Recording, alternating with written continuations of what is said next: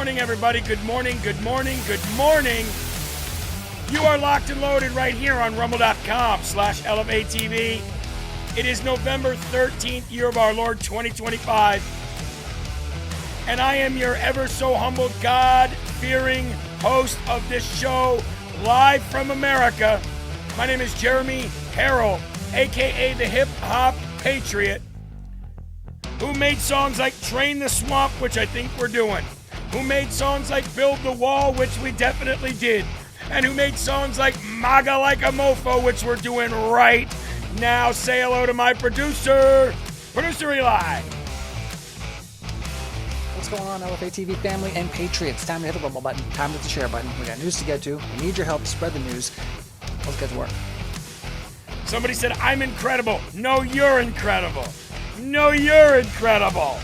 DeCluse, how you doing? Sherry is in the building. Patty is here. Gerald, Chaps, 169. S. Marvel, Deb Pollen, Big Mama Campbell. We've got C. Ward, Barb Naylor. We've got Suzanne Vermontes, Jane G in the building. It's me. 77 is here. Kathy Ratcliffe is in the building. Robbie is here. Nick 4419, Sugar Booger, and the likes of which no one. Thank you very much. And Woodsman, how you doing? Pissed Off Lady is here as well. CJR is here. Rosebud, how you doing? Good to see you. The real K-Dub is in the building. And one more, let's give it to Jersey Jane. Thank you guys very much for joining us here on LFATV's Live from America. We have 3,300 people in here. We need 4,600. We're about 1,300 people away. Smash the Rumble button. Let's take this opportunity. Let's share out the show if we have not yet. And I want to welcome everybody who's coming in. And I want to thank everybody who just got done watching Sean Farish and Brennan Farish on their show Ungoverned. How you doing, Liz Ellis in the building? Good to see you. You're welcome very much for the shout out. Joanne from North Carolina, you're welcome. Thank you, everybody who watched Rise Up. If you've been here throughout the morning, we appreciate your viewership. And we're glad you could be here. Ethich says, great to be live today. It sure is. Kathy from the Finger Lakes is ready for some LFA. Well, let me give it to you then. Eli, what do you call, well, you know what? We won't even go there. Joy Reid and Abby Phillips. We'll just leave it at that. I was going to say, what do you call? And then I said, you know what? I'll just leave it at this. Joy Reid and Abby Phillips, two of the dumbest people on earth, having a conversation on Joy Reid's podcast, which gets less views than Live from America. I don't know how that's possible. Check it out. Wait till you see what they're saying. Oh, hold on. We got a volume issue there. All right. That should be good. Roll it. Breaking that down needs to be done. Because when you don't ever even hear the facts, it's hard to even know that you're wrong. And that happens a lot. I mean, half my job sometimes is knowing what the latest conspiracy is. Yeah. So that if it comes up, I'm ready to address it. Because it happens a lot where people don't even know that what they're saying or what they've seen and believe is not true.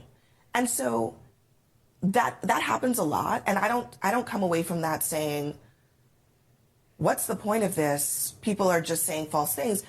I think that one time that person brings up something that is debunked and false, and I debunk it at the table, might be the very first time that someone out there has heard an alternative point of view. Conservatives are living in a completely different information world than liberals. It's called truth. And breaking that down needs to be done. Oh, it's a good thing that we've got Abby Phillips and Five-Head Reid to let us know what's true and what's false. I'm pretty sure that Five-Head Joy Reid was fired from the company that gave her a platform because she lied so much, because her viewership was so little. And Abby Phillips, the only thing that you do is you butt in when you ask Scott Jennings to break something down for you, and then you butt in over him and you lie and you stop him from talking because you don't want your audience to hear the truth. The only people you don't butt in on are the liberals and the left of your show that you invite on and you let them spew propaganda. But thank the good Lord, everybody, that we have Abby Phillips to let us, the conspiracy theorists, right-wing propaganda consumers, it's a good thing we've got Abby Phillips to tell us what's right and what's wrong. You guys should be so very appreciative of the job that Abby Phillips does. She is an amazing talk show host. She tells you nothing but lies, propaganda, and everything else. And you know what I think is funny? Is the way she says they're living in an information bubble of their own where conspiracy seems to be the driving force of their information.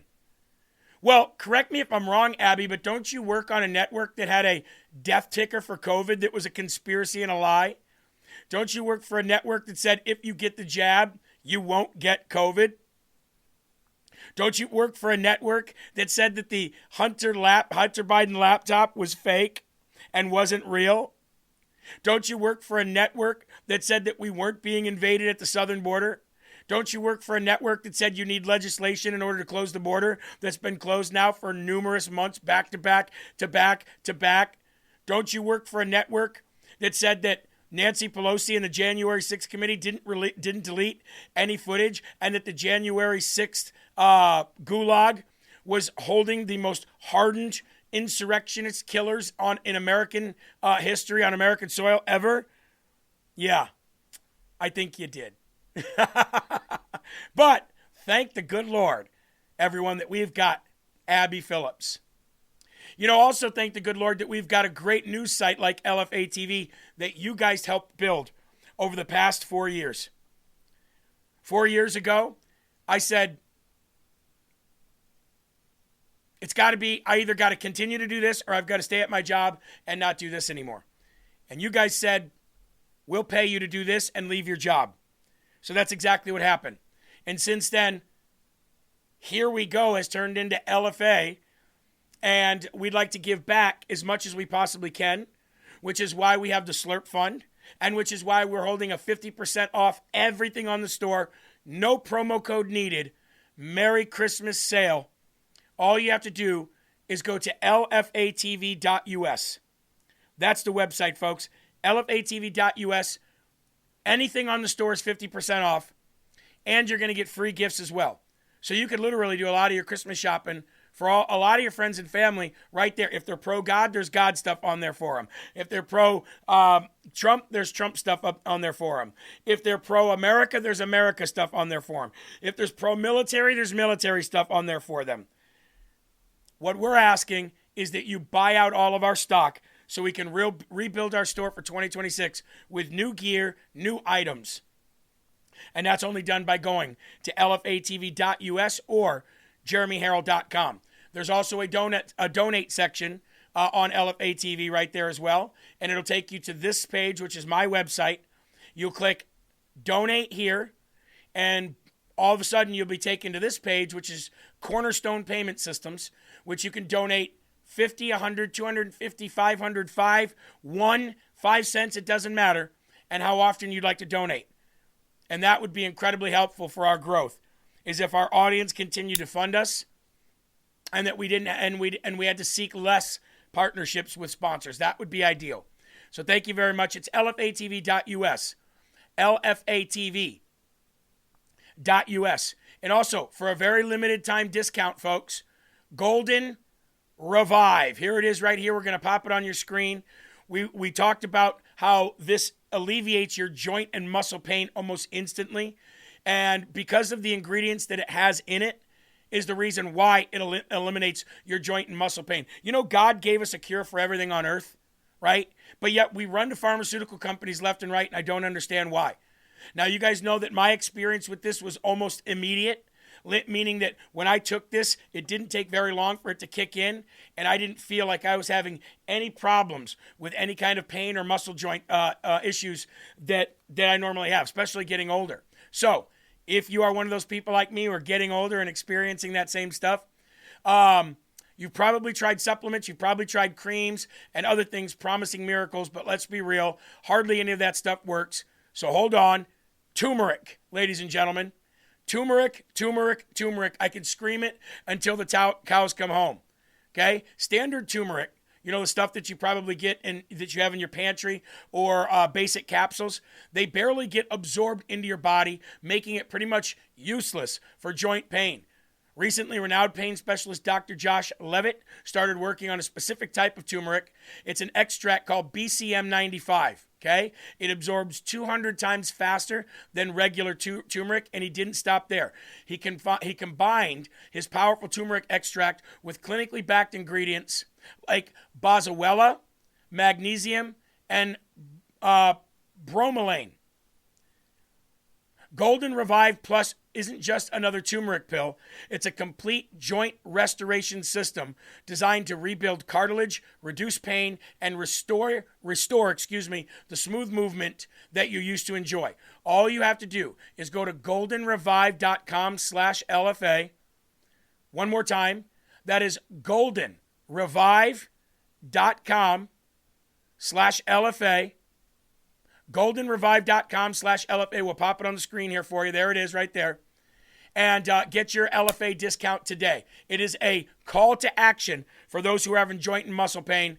One more time, goldenrevive.com/LFA. Only $34.95 per bottle. Big shout out to Golden Revive. And last but not least, as we get started here today, it is Insurity Financial Services and that man right there, Tim Gustafson. Time is running out, folks. You only have until mid-December to make sure that you lock in your healthcare plan for 2026. And it's not just, I'll get it in December 14th, because he's got a very full schedule of LFA family members that he's working with and getting a healthcare plan for 2026. So, insurityfinancialservices.com. That is insurityfinancialservices.com. Or call 602-391-8358. Make sure you contact Tim today. Set up a schedule with Tim today. Work on his 18 years of experience in the insurance agency and his lifelong goal to make sure he helps out another brother and sister in Christ. Reach out to Tim today for your healthcare Medicare plan for 2026. That is insurityfinancialservices.com. Or call 602-398-8358 today. Okay, let's go to the Lord in prayer. We just hit 1:15 the hour. Please join with me in saying the Lord's Prayer if you can. If you can't, then you can definitely say it quietly. I know some people might be at work. I want to thank Sylvia Fletcher, who just donated $50, said you are certainly appreciated, Eli and Jeremy. Awesome. Thank you so very much. Lucy Be Gone, a beautiful $10 donation, and Sean Maga. Funds getting low, but put this in the slush fund for those who need for Thanksgiving Day and Christmas. We will. We will. Let's go to the Lord in prayer. Our Father, who art in heaven, hallowed be thy name. Thy kingdom come, thy will be done, on earth as it is in heaven. Give us this day our daily bread, and forgive us our trespasses, as we forgive those who trespass against us. And lead us not into temptation, but deliver us from evil. For thine is the kingdom, and the power, and the glory forever. In Jesus' name we pray. Amen. Again, if you haven't been watching Rise Up lately, we've been talking about some very controversial things. Islam, Judaism, denominations, and prosperity preaching. Those are our last 4 shows. So if you've not been able to catch Rise Up live, it is available for you on its own stream right now, as well as Good Morning LFA. Those are part of the same stream when I do them in the morning. Now, sometimes some of the other hosts will do Good Morning LFA, and then it will be on its own stream. But I want to pop this up for you because some people are a little confused. Right here is the thumbnail for the all-day stream. This will also be the thumbnail for my show when the show is done. Just like this morning, the thumbnail was prosperity preaching right there. But now that show is available on its own. See, it only has 113 views so far. That show ended, and it became its own show. Right now, this show is on live, but when it's done, it will have this thumbnail to it, and you can watch this show by itself. And Sean's show that just got finished will be available any minute as well. That is how you go back and watch our shows without having to go back and watch the all-day stream, which then you have to rewind and fast forward through. It's almost impossible to do. Okay? Just wanted to help people in understanding how that works. All right, lift up your cups. Let's have our first slurp. Let's get busy. Here we go. Sean was right when he said this in the beginning of the show. Sean was right when he said, every time I hear the Epstein name, I think of Russia, Russia, Russia, or I think of climate change, or I think of Donald Trump did this, or Donald Trump did that. At no point ever, when I hear the Epstein, do I say to myself, oh my Lanta, it must be some crazy new reveal, okay? And I will preface this with saying this. Ask yourself, who is always saying Epstein? Who is always saying climate change? Who is always saying Russia, Russia, Russia? Who is always saying COVID? Who is always saying vaccine? Who is always saying Ukraine? Who is always saying any of these things? Who is it that you hear saying those things every single day? Because it's about time that we get some common sense back into things here. Look, when I was a retard, I could get 1 million views easily. When I was a drunk, I could get 1 million views easily. And all I had to do was pop on my phone, drink some bourbon, and drop F-bombs all the time. Anybody out there who is spewing stupidity, ignorance, and nonsense and negativity, those people are getting the biggest views right now. And common sense seems to be becoming less common. Now, we know that this audience has a lot of common sense, right? Who are the people that are saying those things? Oh, and let me add Jews into that. Who are the people that are saying that nonstop? I can't believe anything that I hear from the people that are screaming those topics constantly and fail to mention reality, okay? So yesterday, the Democrats on the Oversight Committee leaked some documents to the mainstream media about Epstein. I believe there was 23,000 documents. And in those 23,000 documents, they produced one document that was redacted, which we already know the name of the redaction because it was of public information months ago, years ago.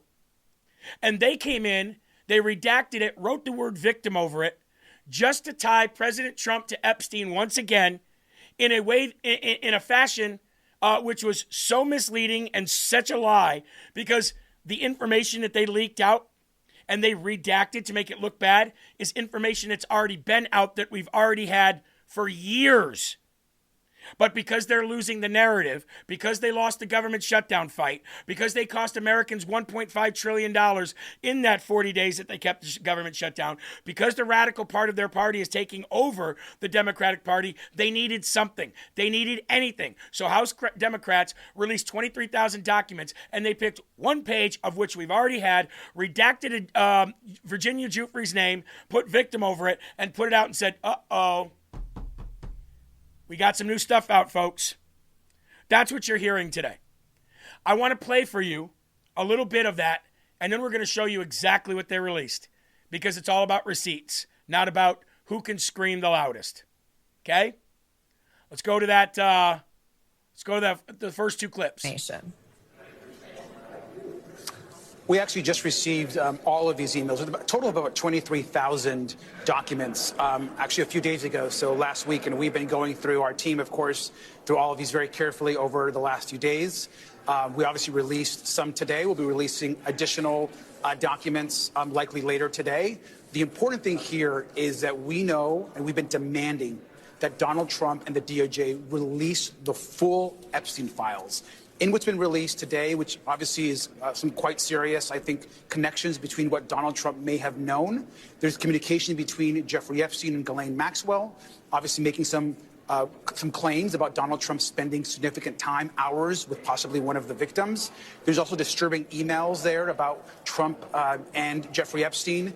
The people can read for themselves. I think what's important right now is that we want to know why Donald Trump's... Congressman, when did you get this information? Hold on. So he said he got this information last week. And she said, and when are you going to be releasing this, that, and the other? He said, well, we released this. We'll be releasing some more. We got the information last week. We poured through it. This is what we found. And why is Donald Trump holding the Epstein list back. That's what he's saying. Even though they've had, 10 years to get it out. Watch how, as I go through this, you're going to see how incredibly stupid what we're talking about right now is. And you might say, then why are we talking about it? Because somebody got it right in the live chat. A dead pedophile will end up giving us a hard time in the midterms because of low IQ idiots. And what we do is we bring the receipts, period. We're going to finish this idiocy so we can build it up and then knock them down. Entire campaign saying that he would release the files. And now that he's in the White House, there is a massive cover-up going on. The survivors deserve the truth. Spent the entire campaign. The survivors deserve the truth. He spent the entire campaign telling us that he was going to release the full Epstein list. Well, why didn't you release it when he was on his campaign? Because you had it. So why didn't you release it? So what did they release? What is it that was so pressing that was released? Are you ready for this? Okay, here we go. Buckle in, ladies and gentlemen. It's going to get bumpy, right? Here is a message between Ghislaine Maxwell and Jeffrey Epstein that says this. I want you to realize that the dog hasn't barked is Trump. Redacted, victim. This information's already been out. That redaction says Virginia Giuffre. Spent hours at my house with him. He has never once been mentioned. Okay? So what does the dog has barked mean? Well, I want to take you back to this. Remember when Mike Johnson said this and it sent the world into a frenzy? Because people said, wait a minute, Donald Trump was actually an informant trying to capture up and nab up Jeffrey Epstein? Listen to this. He's not saying that what Epstein did is a hoax. It's a terrible, unspeakable evil. He believes that himself. When he first heard the rumor, he kicked him out of Mar-a-Lago. He was an FBI informant to try to take this stuff down. The president knows and has great sympathy for the women who have suffered these unspeakable harms. It's detestable to him. He and I have spoken about this as recently as 24 hours ago. About President Trump is that he is the only person who, in 2009, when I served a lot of subpoenas on a lot of people, or at least gave notice to some pretty connected people that I wanted to talk to them, he is the only person who picked up the phone and said, let's just talk. I'll give you as much time as you want. I'll tell you what you need to know, and was very helpful in the information that he gave, and gave no indication whatsoever that he was involved in anything untoward whatsoever, but had good information that checked out and that helped us, and that we didn't have to take a deposition of him. President Trump back in 2009 and several times after that, he didn't think that it was a hoax then. In fact, he helped me. He got on the phone. He told me things that were helping our investigation. Now, our investigation wasn't looking into him, but he was helping us then. He didn't treat this as a hoax. So at this point in time, I would hope that he would revert back to what he was saying to get elected, which is, I want transparency. This about face that occurred, none of us understand it. In fact, I don't understand how this is an issue that... I understand it. I understand it. Everything that we have, we've always had. What we don't have has been destroyed by James Comey's daughter under Christopher Wray's leadership at the FBI. And the dog didn't bark is Trump not taking the bait. The left has come out and said, the dog didn't bark as Trump, and that means that Trump knew about the girls and he didn't say anything. No, the dog that didn't bark is Trump, who it looks more and more like what Mike Johnson said was true, was working to try to nab up Jeffrey Epstein. And Jeffrey Epstein was trying to bait Donald Trump as another world powerful person, and Trump didn't take the bait. And when they said Trump knew about the girls, Trump knew about the girls at Mar-a-Lago that Jeffrey Epstein was trying to bring to Pedophile Island and booted him out of Mar-a-Lago. There's nothing new at all. Democrats intentionally redacted the names of the victim in the Epstein emails they released because the unredacted version shows that it was Virginia Giuffre. We already know that. And the reason why they redacted it was because they literally are trying to smear Trump in every way possible, shape, or form right now. So they released something that we already had, but they redacted it. The oversight Democrats. President Trump did nothing. And Virginia Giuffre not only made a memoir about it, not only wrote about it, but gave sworn testimony about it, which we've had for years. When have you met him? At Mar-a-Lago. My dad and him. It's cut off there, we're friends, but my dad said him and Trump would talk all the time. Have you ever been in Donald Trump? See if it goes up on the other side. Have you ever been in Donald Trump, and then it goes down to here, Epstein's present with one another? And the answer is no. And she corroborated the story about Mar-a-Lago and about Ghislaine Maxwell and Jeffrey Epstein trying to poach her and bring her. And it was that, when Donald Trump heard about the girls that he was trying to poach from him, kicked him out of Mar-a-Lago. Now let's go to this. This is the redaction right here. Look at this. Victim, Mar-a-Lago. Redacted. Trump said he asked me to resign. Never a member ever. Of course, he knew about the girls as he asked Ghislaine to stop. Knew about the girls and asked Ghislaine to stop what? Poaching and flirting with these girls at Mar-a-Lago. And now the Democrats are trying to say he knew about the girls that were being raped. And they put those redactions in, of which we already know whose name was there because we read that years ago. This girl breaks it down so great. Listen to what she said. Some Epstein emails that mention Trump, and they think it has implicated him somehow. It hasn't. There were 3 emails that referenced Trump, allegedly. Here's the first email. So in 2011, Jeffrey Epstein was emailing Ghislaine Maxwell. Here's the second email. This is from Michael Wolff to Jeffrey Epstein on Tuesday, December 15, 2015. Michael Wolff is a journalist. The third email was in 2019. This is Epstein to Michael Wolff.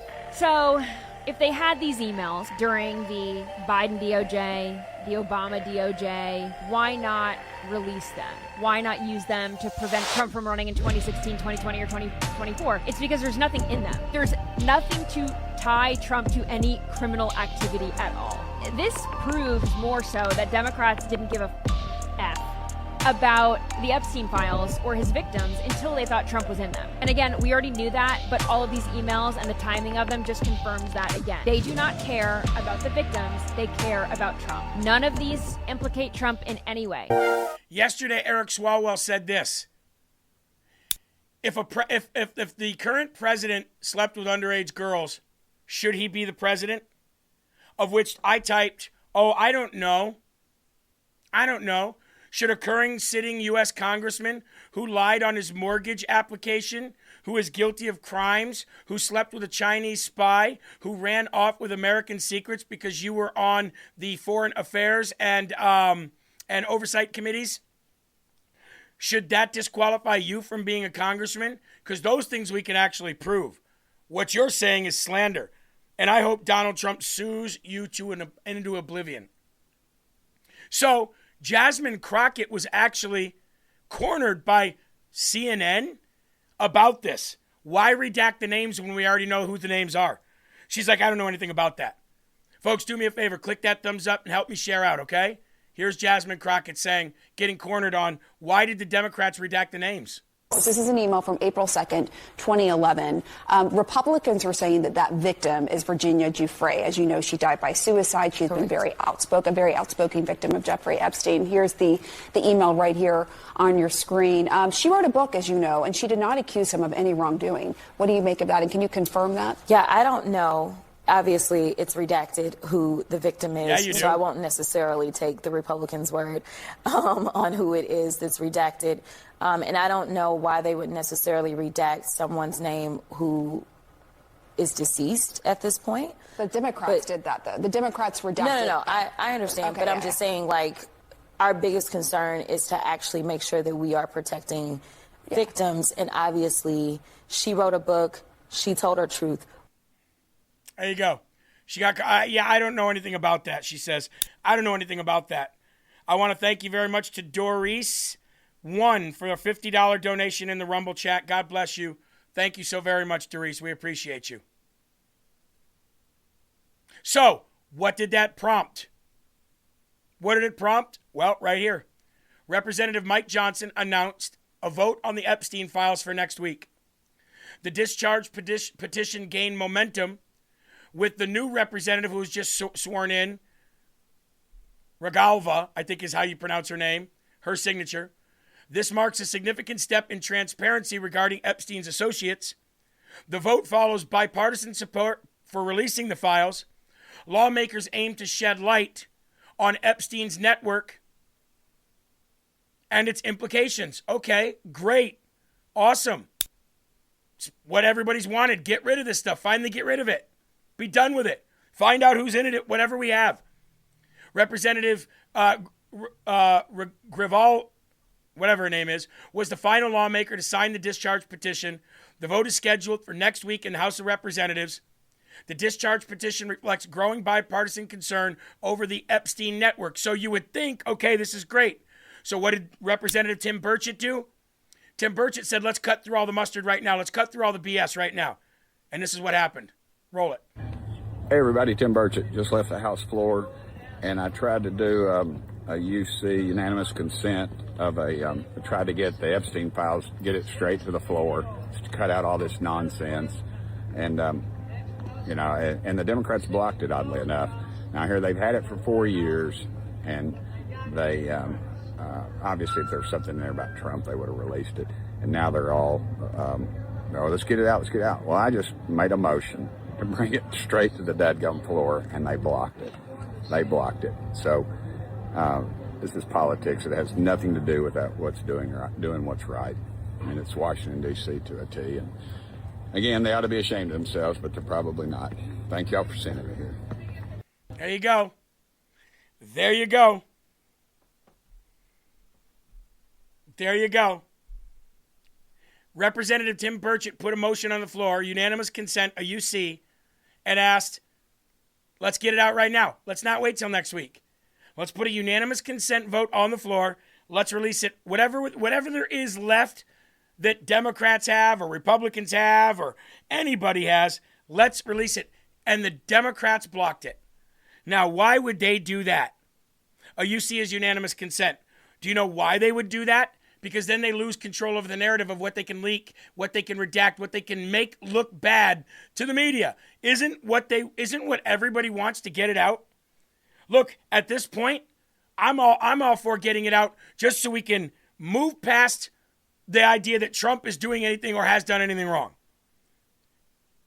I like the thought of getting everything out because we want justice, but I don't think we're going to get justice because James Comey's daughter, Maureen Comey, already destroyed everything that's worth anything.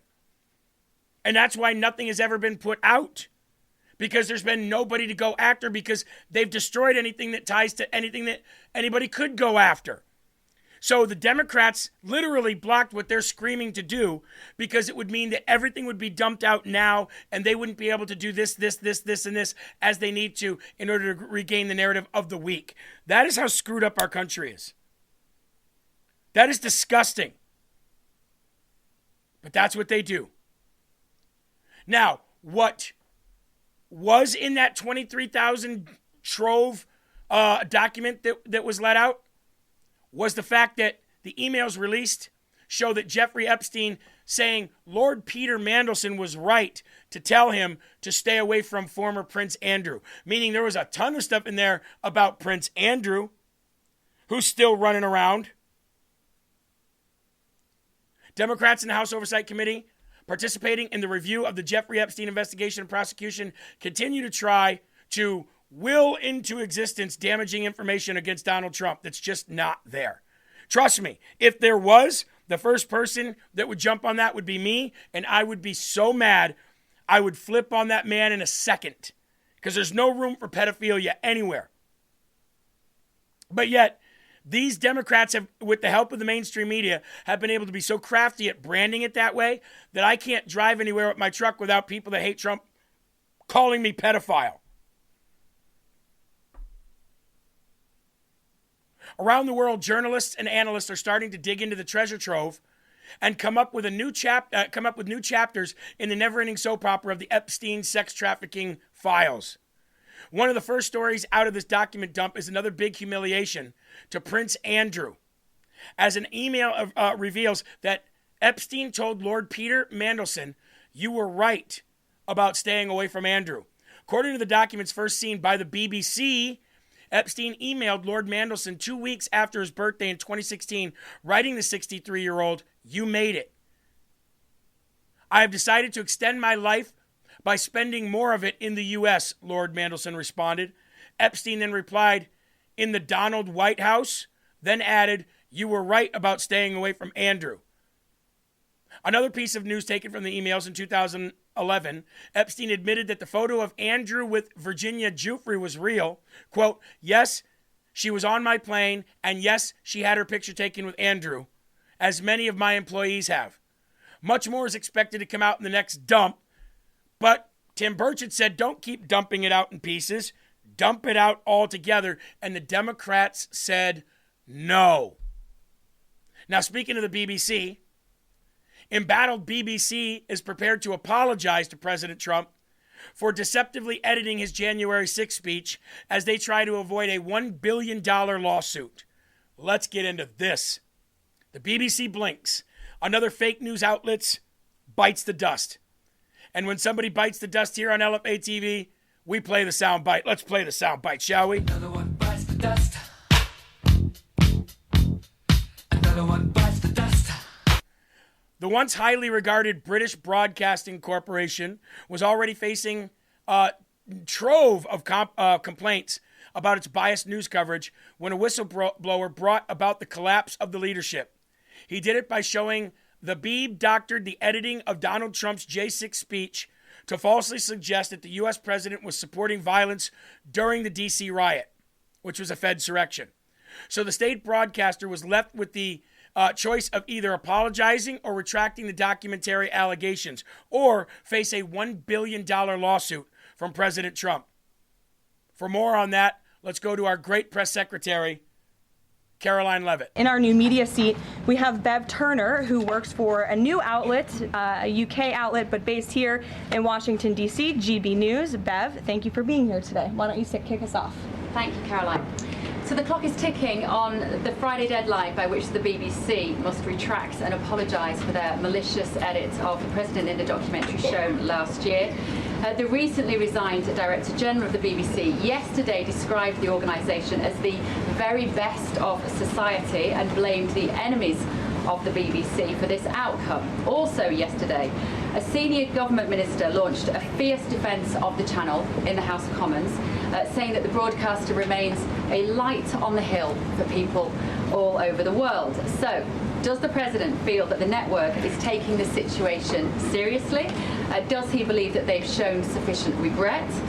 Does this strain the relationship between the president and the prime minister? And given that the organisation is publicly funded, is the president prepared to bankrupt the BBC in his pursuit of truth and justice? Well, thank you, Bev. There's a lot of questions in one there. I will say I know the president has a very good relationship with Prime Minister Starmer. You have been there. You've seen them in their interactions. You've questioned both leaders in your time joining us when we've gone to the United Kingdom a few different times now. However, he has always been very frank when he disagrees with leaders, even whom he has a good relationship with. And the BBC, being a fair news organization, is definitely an outlet I think these two leaders would disagree. The president has made it very clear that this is a leftist propaganda machine that is unfortunately subsidized by British taxpayers, and he thinks that's extremely unfortunate for the great people of the United Kingdom and Great Britain. And I think that the president was deeply concerned by the editing, the purposeful and dishonest editing of his speech that was so clearly fake news. And he rightfully dubbed that term many years ago. And this is a classic example of that. We see it in the United States all the time. We see it now in the United Kingdom. As you know, the president's external legal counsel has filed a lawsuit against the BBC. We expect that to continue. And whether they apologize or not is up to them. Thanks for being here, Beth. I say President Trump, sue him into oblivion. Don't take their apology. They're only going to apologize because they don't want to pay that much money. They don't want to be bankrupt. I say sue him into oblivion. Don't even mess around. Take their apology and sue him anyway. They should apologize for doing something wrong, but there should also be consequences. If I do something wrong, I have to apologize. If I do something wrong, I have to repent, and there are consequences for actions. Producer Eli, sue them into oblivion or take their apology?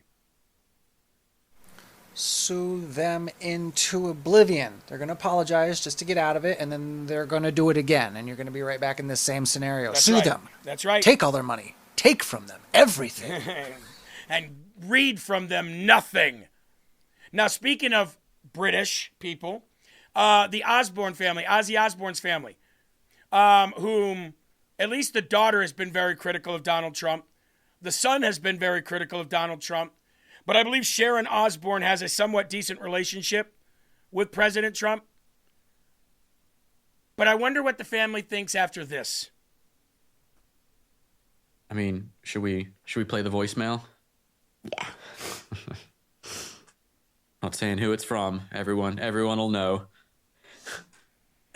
The daughter hates it. Hi, Sharon. It's Donald Trump, and I just wanted to wish you the best and the family of great.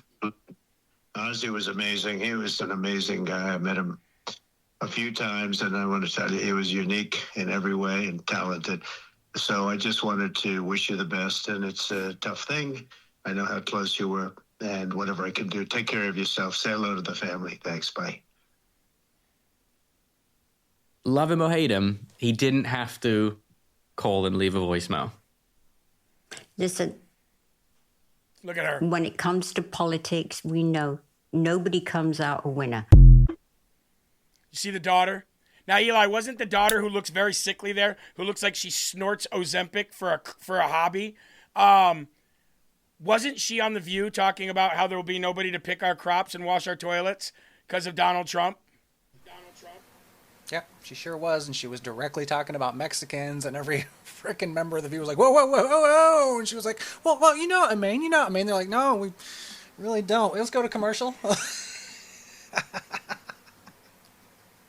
Yep, she's been very critical of Donald Trump, but Sharon, I believe, is an ally to President Trump. I believe Ozzy was as well. I'm not, I didn't watch them over the years as he got older and really bad.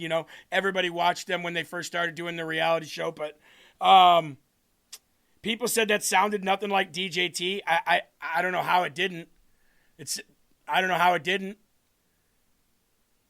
I mean, really? It didn't sound like Donald? Really? Let's go back to it. Let's listen again, shall we? I mean, should we play the voicemail? Yeah. Because Trump said he did it, so I don't know why. Not saying who it's from. Everyone will know. Hi, Sharon. It's Donald Trump, and I just wanted to wish you the best and the family of great. Ozzy was amazing. He was an amazing guy. I met him a few times, and I want to tell you, he was unique in every way and talented. So I just wanted to wish you the best, and it's a tough thing. I know how close you were, and whatever I can do, take care of yourself. Say hello to the family. Thanks. Bye. All right, here's the thing. A lot of people are used to hearing Donald Trump on a microphone, a boom mic, but when you're talking on a phone over voicemail, it's going to sound a little less professional. It's going to sound a little bit more raw. I can see where somebody would say that, but even Trump said that he reached out to the Ozzy family, and that's probably what he was referring to right there. It was over the phone. It was a voicemail. It was definitely him.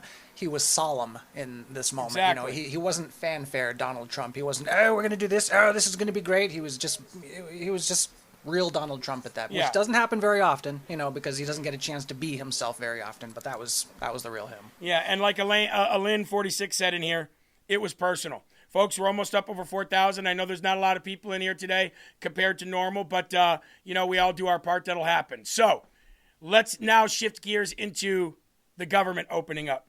The House voted to end the Schumer shutdown, passing the government funding bill 222 to 209. Trump signed the bill, but not without signing it on his own terms, saying what he wanted to say about the bill. There's a couple problems I have with the bill.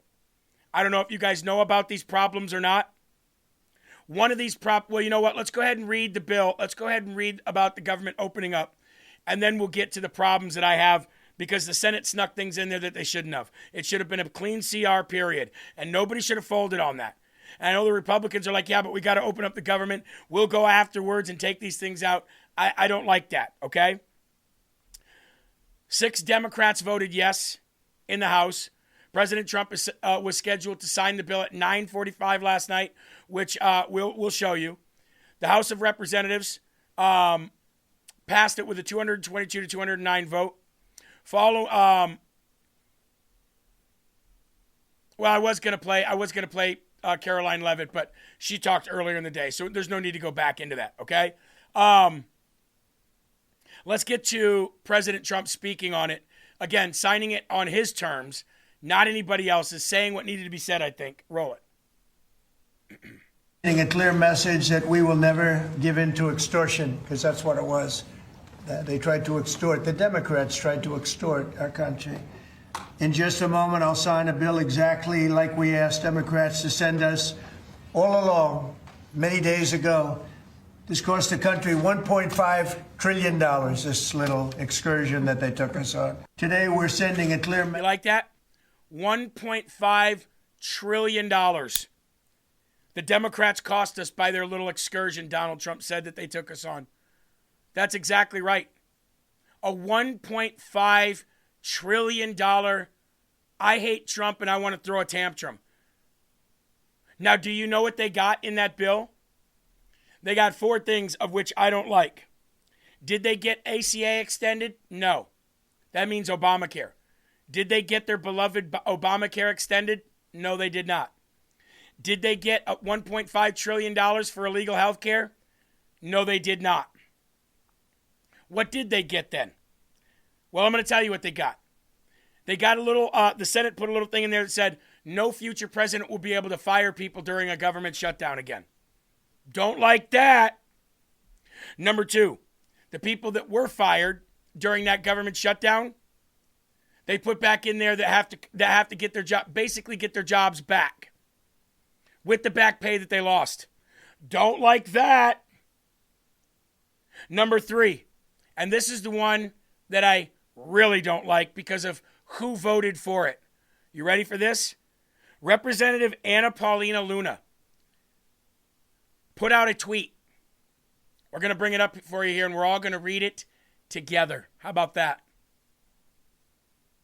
One thing about Anna Paulina Luna, she brings the receipts, and she's not a liar. Here we go. These senators slipped in a provision to reopen the government that guarantees them $500,000 if the DOJ settles their Arctic frost lawsuit. Basically meaning that these guys are going to basically make $500,000 if the DOJ settles the Arctic frost lawsuit, which they're absolutely expected to do. And we're supposed to be okay with that, says Anna Paulina Luna. What about J6? This is outrageous. Really disappointed to see some of the names on this list. You can't self-deal like this, meaning if you're the House, self-dealing. Especially not by weaponizing a government shutdown. Absolutely ridiculous at leader John Thune. The 8 senators who voted for this, Marsha Blackburn of Tennessee, they're all Republican. Lindsey Graham of South Carolina. Bill Hagerty of Tennessee. Josh Hawley of Missouri. Ron Johnson of Wisconsin. Cynthia Loomis of Wyoming. Senator Dan Sullivan of Alaska. And Tommy Tuberville of Alabama. This pisses me off. Now, this isn't a life-ending thing that we're going to have to deal with. right? At least Obamacare didn't get extended, right? At least $1.5 trillion of health care isn't going to illegal aliens, right? I'll agree on that. But why allow anything? And why guarantee yourself $500,000, senators? Is it because you were caught up in that Arctic frost violation of your Fourth Amendment right? Well, what about the violation of my Fourth Amendment right? What about the violation of my First Amendment right? I still have a Facebook page with 500,000 people plus on it that I don't have access to. What about the violation of all the January 6th people who were stuck in that gulag? What about their violation of First Amendment right, Second Amendment right, Third Amendment right, Fourth Amendment right, and more? Why? Now, Mike Johnson came out and said that these things that they snuck in, he doesn't want them to slow down the opening of the government, because the longer the government stays shut down, the hundreds and billions and hundreds of billions of dollars that cost the United States racks up. He's right about that. He's right about that. But why not come out and say that right away? Why not come out and say, here's what they slipped in, here's what they slipped in, here's what they slipped in, and then have a vote on the House floor whether or not to accept that or not. Not a vote whether or not to open it up or not. Have a vote on whether or not to accept that or not. Do we accept this, or should we send it back and say, too bad, so sad, send us a clean CR like we sent you? This is John Thune in the Senate. And that is Republican senators who want to get $500,000 for the crap that they went through because of Jack Smith. Well, what about the crap that we went through? I could use $500,000. Eli, could you use $500,000?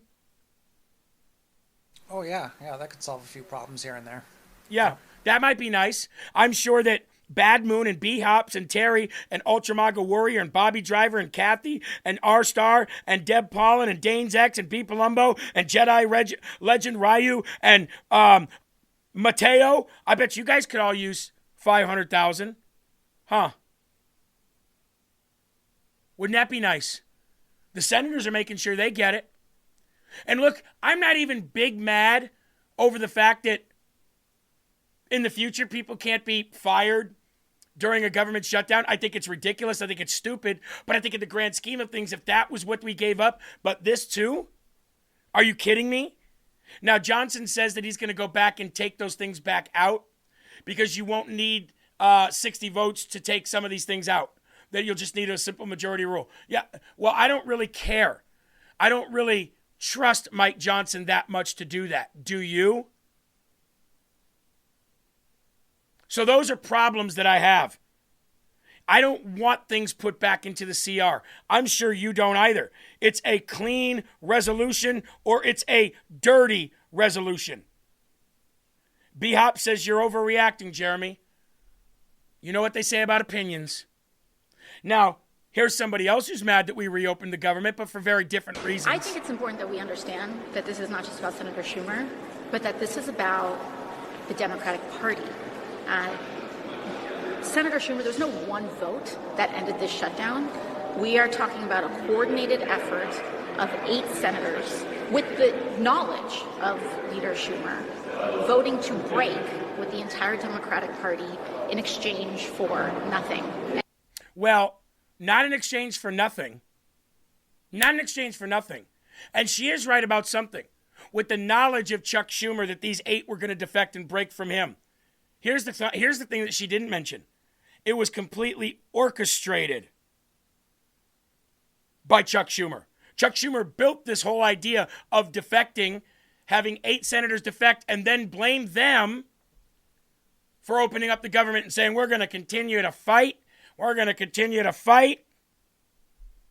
Look, it's either a clean CR or it's a dirty CR. But here's the thing. A lot of people in the chat are saying, why did President Trump sign it? Why do you think he signed it? Answer me that question, and I'll give you my answer. I'll pull up the Rumble chat, and let me ask you, why do you think that he signed it? And there's only one answer here. There's only one. especially been following President Trump as long as we all have. Let's pull it up here. See what you guys say. Why did President Trump sign it? R-Star says, I think he was misled. I don't. He knew what was in there. And he didn't do it for the... There you go. There you go. You guys got it right. For the people. To feed the people. To give people back their paychecks before the holiday season. To make sure that nobody stayed broke. To pay our military. To fund WIC. To fund those hungry bellies that were starving. Absolutely. To President Trump, making sure that the people that were hurt because of these Democrats were okay was more important to him than giving back the jobs of people he fired during the shutdown, which none of you could even name one job he fired. So to really get that mad over that, name me person he fired, or else don't get mad at that. Can't be too mad at that when you can't name one name. And making sure that people got their pay and making sure that people didn't go hungry through the holidays was more important to him than these senators getting a $500,000 kickback for something that they were wronged about. But does that wrong give them $500,000 when all of us have been violated in the same way, if not worse? And I'll recuse myself from that, and I'll just say, what about the January 6ers? Can each of them get $500,000 for their rights being destroyed by a weaponized government? That would be nice. It would have been really nice if Haggerty and Hawley and Blackburn and Graham and Johnson and all of the others, it would be really nice if what they put in there was, hey, give the January 6ers $500,000. I would be okay with that one. But it's always self-serving. And like Anna Pauline and Luna said, the House can't deal for itself. The dealer can't deal to himself. And that's exactly what these senators did. They didn't care. They didn't care about everybody else like President Trump did. So President Trump gets the legislation on his desk. What's he supposed to do? Because if he doesn't sign it, every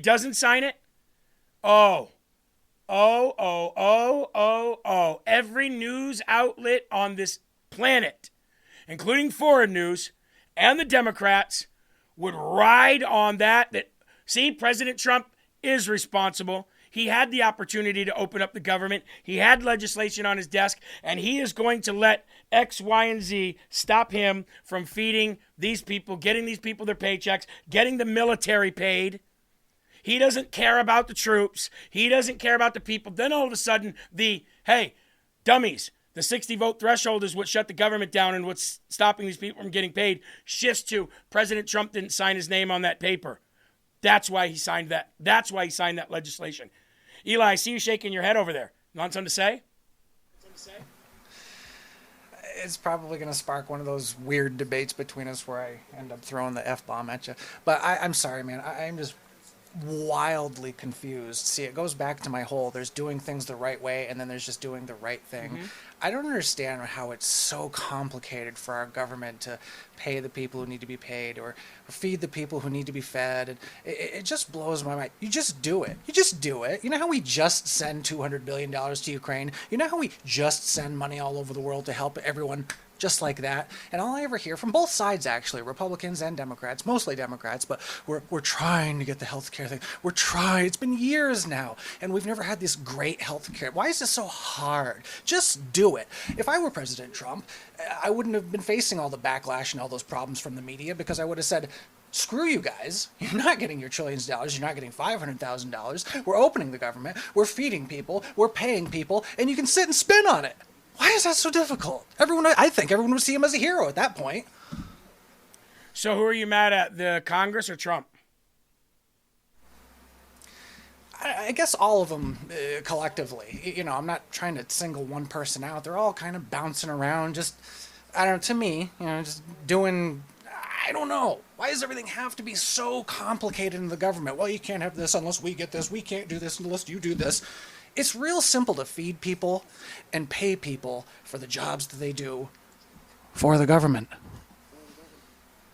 Well, there you go. Producer Eli, everybody. Now here, in response to AOC crying that the government got opened because she wants communist socialism to reign free and take over the Democratic Party, Chris Cuomo says to John Fetterman, are you guys going to give up your party to a bunch of communists and socialists? Do you believe that this may be, at least in part, about your party changing and the populist movement in reaction to MAGA and the Democratic Socialists, that this may be a moment where they want to take over the Democratic Party? I promise you, America's future and my party's future is not socialism or kinds of outlandish far left kinds of ideas. And it's been a year ago, after we lost the election, a lot of those parts and part of those ideas pushed our party over the cliff. And that's why we're in this situation right now. That's why we're firmly in the minority. And that's why we've lost control of the White House. So some people, if you think that's a solution, that's fine. But it's going to be a competition of ideas. And we know that's not going to prevail. What's going to prevail is common sense. What's going to prevail, choosing this country over, part of the extreme in our party. What's going to prevail is common sense. And I do believe, for me, in the kinds of chaos that we have in this Trump administration, we should respond with order and logic and patriotism and not shutting down our government right now.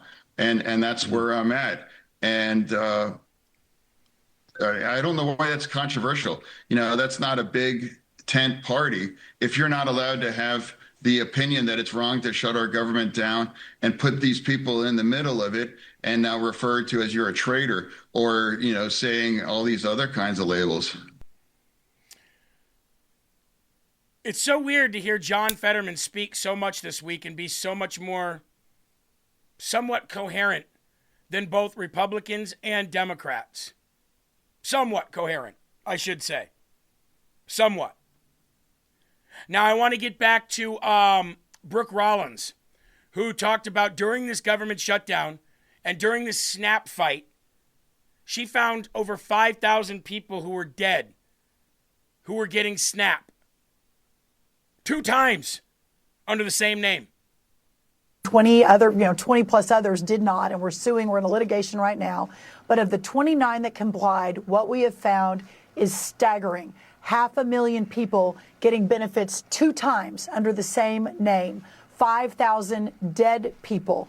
80% of the able-bodied Americans, meaning they can work, they don't have small children at home, they're not taking care of an elderly parent, they can work and they choose not to work, of course, because they're getting significant benefits from the taxpayer. So this light, Laura, that has now been shined on what is perhaps one of the most corrupt, dysfunctional programs in American history, that we are working now.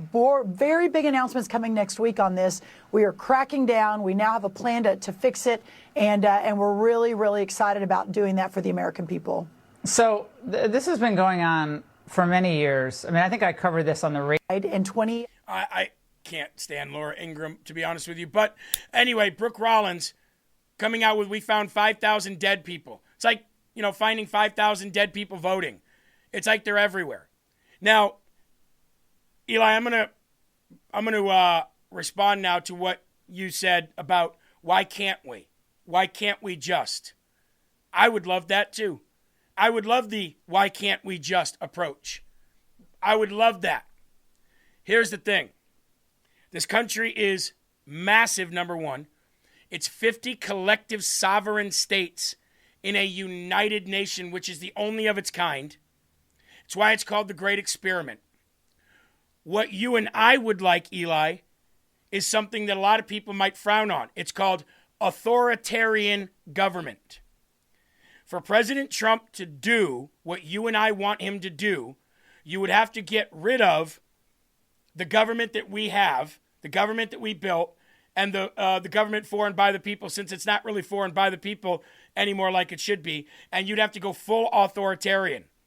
And the problem with going full authoritarian is that you never even come remotely back to where we are even right now. And where we're bad right now, if you think about it, those safeguards, because you have 50 sovereign states, have saved our ass in the past from becoming a full communist country. So I understand, let's just do the right thing and do it now. But if we go there, if we go full authoritarian and just do what we want and do it now, we will be that much closer to never coming back. Now, the Democrats will do that if they ever get 3 houses back, which is why, in order to save this precious country of ours, we have got to get rid of the filibuster. At least the filibuster will bring us back to a majority rule. And if we can get back to a majority rule, then these collective 50 states by the way, which we have more red states that are Republican than blue states, then we can get us back to the way we're supposed to be.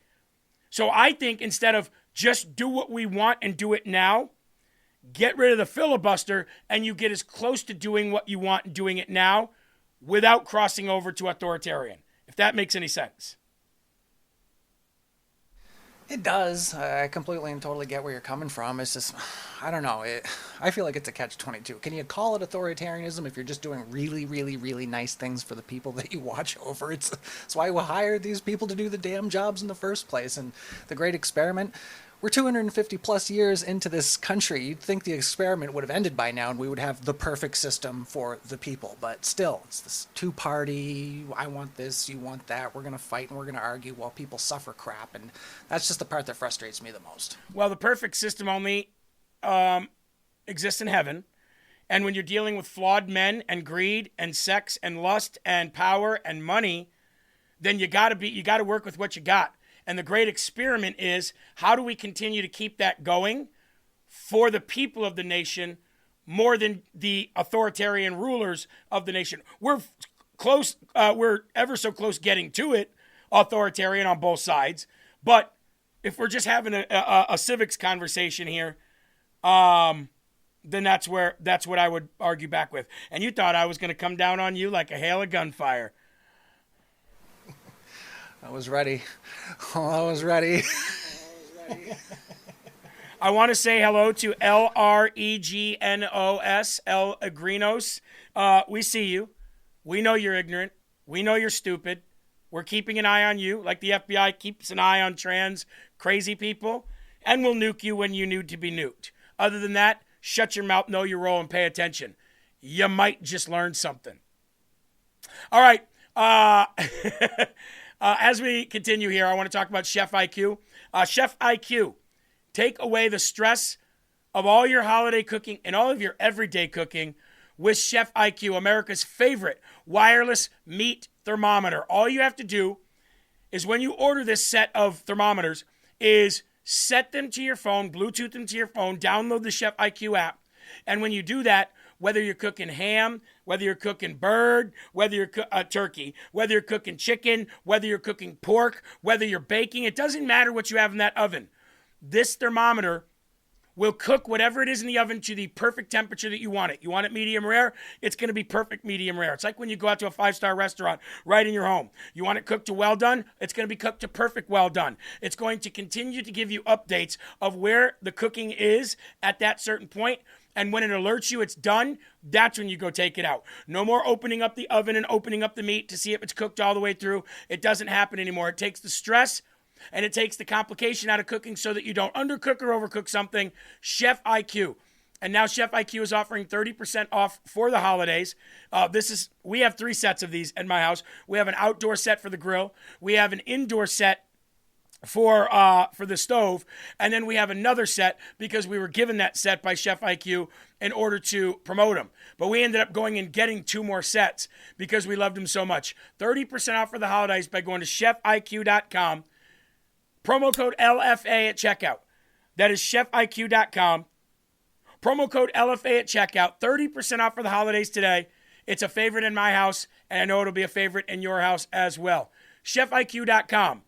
Promo code LFA, 30% off. We had a few people in the chat say they ordered 2 sets yesterday, so thank you very much.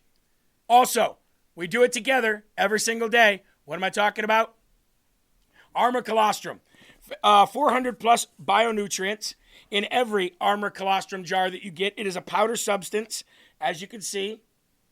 It is a powder substance, which you can dry scoop like I do, or you can put it in your smoothie, you can put it in your drink, your breakfast drink, whatever it is that you have, and you are going to put 400 plus bionutrients in your body that helps you regrow hair, and it works. That helps your nails, toenails, and fingernails grow healthy and get rid of any fungus, and it works. Get rid of bloating, heartburn, and acid reflux, and it works. And energize you, because the same stuff that Armra colostrum, which is the leader in colostrum is what you got as a baby when you had mother's milk, that gave your immune system the boost that it needed to be a strong kid and to fight off bacteria. That's why when you were a kid, you hardly ever got sick. So bottoms up.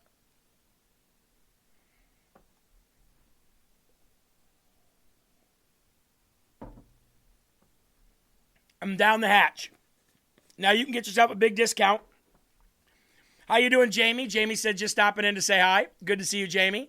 You can get yourself a big discount right now by going to tryarmor.com and using the promo code LFATV at checkout. That's tryarmor.com. You can either go to /LFATV or just tryarmor.com, but you have to use the promo code when you check out, and you have to click the apply button. If you don't do that, you don't get your discount, okay? Tryarmor.com. Promo code LFATV. All of these links are in the description of this channel under the Show More section right under the video itself, okay? All right. Thank you, Suzanne. Appreciate that. We just broke 4,000 live people. We appreciate you guys being here. If you're just jumping in, make sure you give us a like. Make sure you give us a share. The Trump administration moves to protect U.S. taxpayers. Watch this. Eli, you're going to like this. Foreign visa seekers from now on with as soon as he gets this done, with costly medical conditions like diabetes or obesity, may be denied entry into the United States under this new directive to save the taxpayer from funding these people's sicknesses, illnesses, diseases, hospital visits, medications, therapies, and more. I support this. But I also support losing weight myself. So I'm not just going to pick on the fat people that are outside the country. We got to get healthy here too, which is what we're trying to do. Harder as you get older. The Trump administration has quietly issued a sweeping directive instructing U.S. embassies and consulates worldwide to tighten visa issuance standards for applicants with costly medical conditions. Okay? The new policy will give visa officers discretion to deny individuals with conditions such as diabetes, obesity, cardiovascular disease, and mental health disorders if their lifetime care is deemed likely to become a burden to the United States taxpayer. According to KFF Health News, the U.S. Department of State reportedly instructs consular officers to assess whether visa applicants, and in some cases their dependents, could become a public charge due to medical costs over their expected lifespan. Conditions flagged in the guidance include, but are not limited to, the following: cardiovascular diseases, respiratory diseases, cancers, diabetes and metabolic diseases, neurological or mental health disorders, obesity explicitly mentioned as a red flag due to its connection to sleep apnea, asthma, hypertension, and other expensive conditions. Quoting, does the applicant have adequate financial resources to cover the costs of such care over his or her lifetime without seeking public cash assistance or long-term institutionalization at government expense, the guidance asks. Quote, self-sufficiency has been a long-standing principle of U.S. immigration policy, and public charge ground of inadmissibility has been a part of our immigration law for more than 100 years, end quote.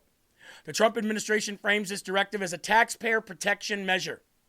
A spokesman for the State Department said, it's no secret, the Trump administration is putting the interests of the American people first. This includes enforcing policies that ensure our immigration system is not a burden to the American taxpayer. How many of you agree with this? Do you think this is a good directive for people trying to come into our country, not people that are already here like us, but for people trying to get visas to come into this country? Do you think it's a good directive policy by President Trump, or do you think it's a bad directive policy move by President Trump? I'm going to say it's a good one. I'm going to say anything that costs the American taxpayer less, great. Let us worry about our health here in America. We don't need to worry about your health coming to America. Okay? And just reading here, I don't see too many people say that it's a bad thing. I see most people, actually all people, saying, yes, it's a good policy by President Trump. And I tend to agree with that.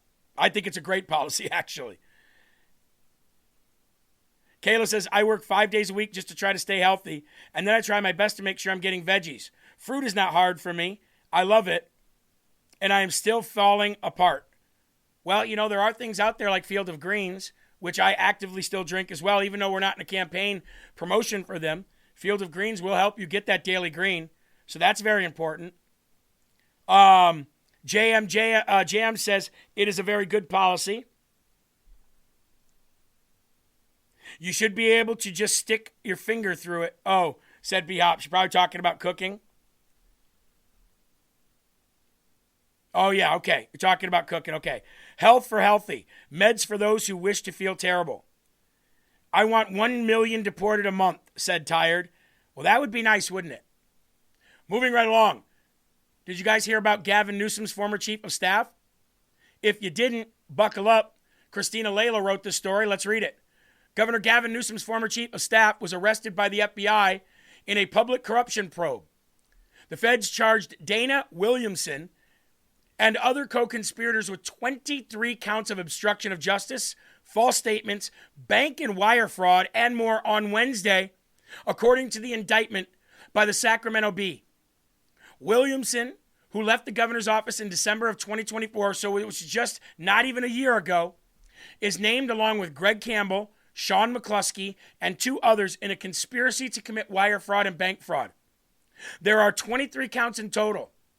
The 18 bank and wire fraud charges each carry a maximum of 20 years in prison and up to $250,000 in fines. Newsom's office desperately distanced themselves from this scandal. I want to stop right here for a second. This chief of staff, who's been roped up now in all of these federal charges on fraud and much more, wire fraud and much more. Do you think that Governor Newsom didn't A, know about it, or B, involved in his own? Do you think that Governor Newsom is out there being about as transparent as a glass window on a clean day? Out there just working hard for the people of California, and he didn't know about this, his chief of staff involved in all of this? Here's something even more. Do you think Gavin Newsom is not involved in all of this? There's already been questionable purchases of homes in his wife's name, home and charity's name that they belong to and that they're the board of. So here's the next question.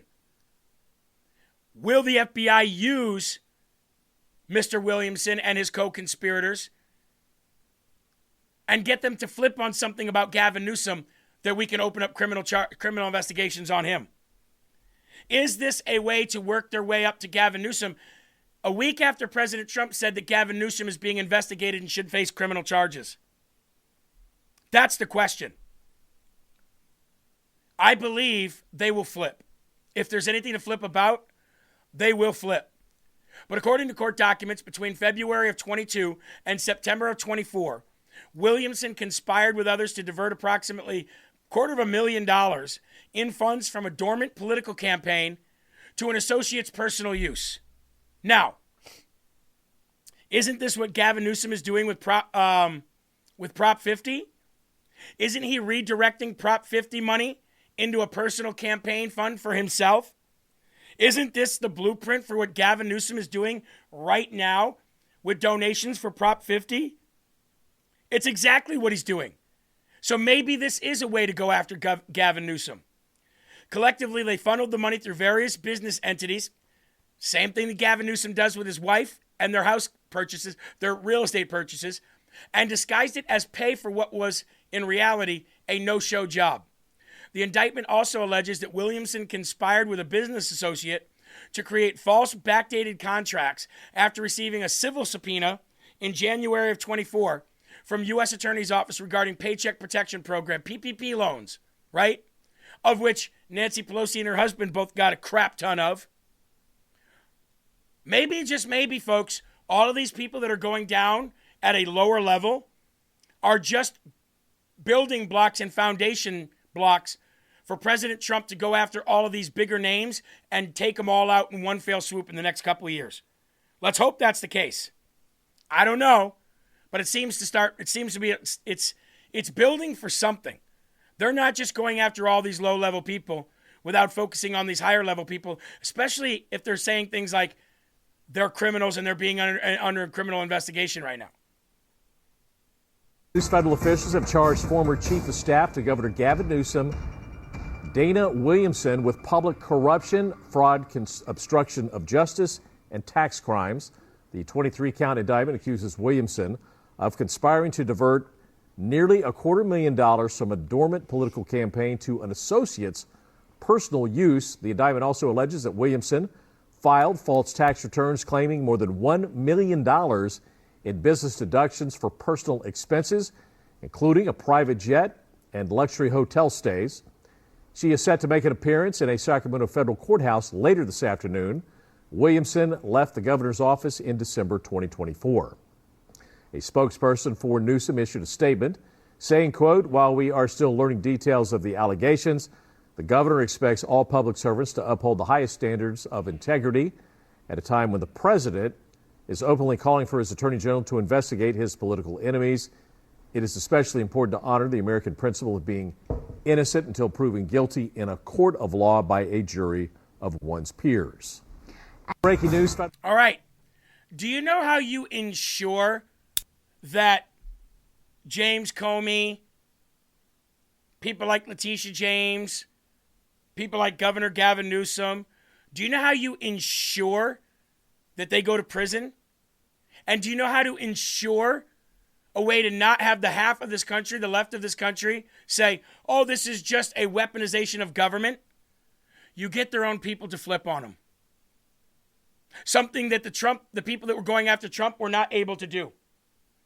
The person that came closest was Jenna Ellis. That's the person who came closest, and Donald Trump pardoned her. So just last week, or just this week, with Rudy Giuliani and others, one thing that President Trump did not have trying to prosecute President Trump is somebody to flip on President Trump and testify against him. They didn't have that.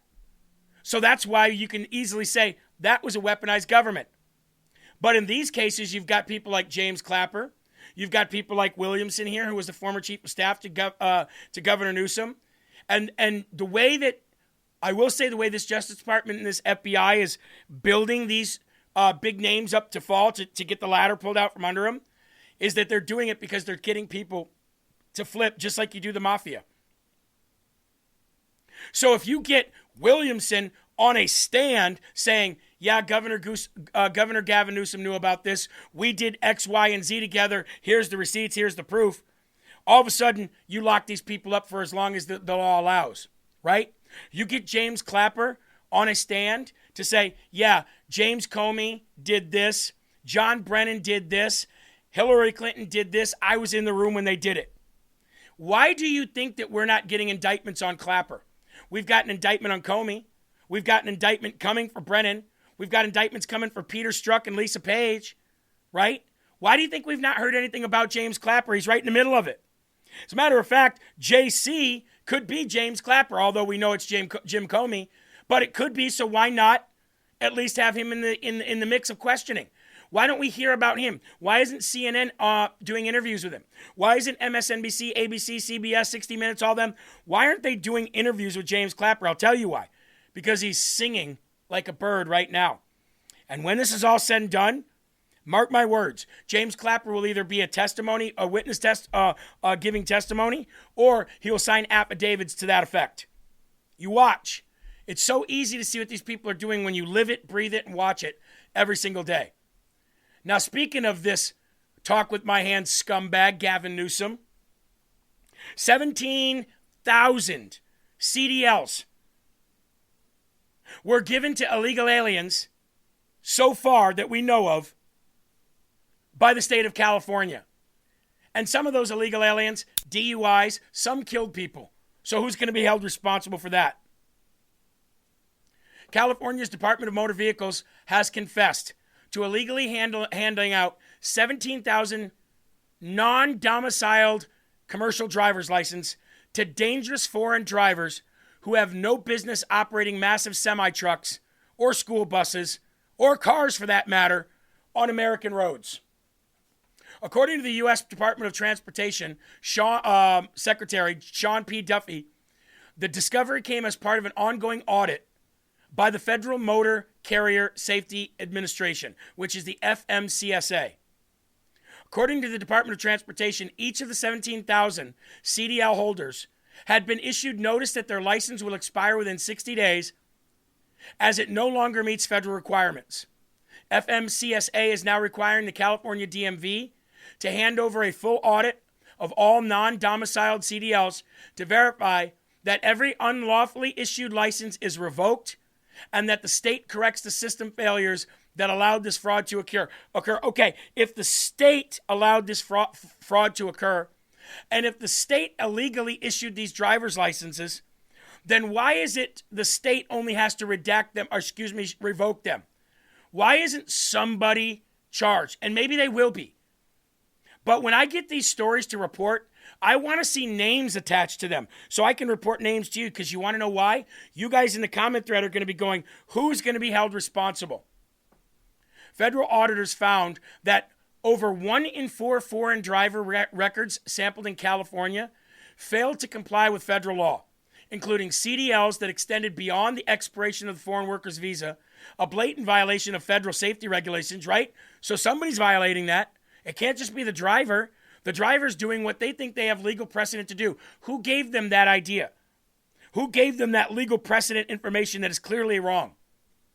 How you doing, Clee Sully? Good to see you.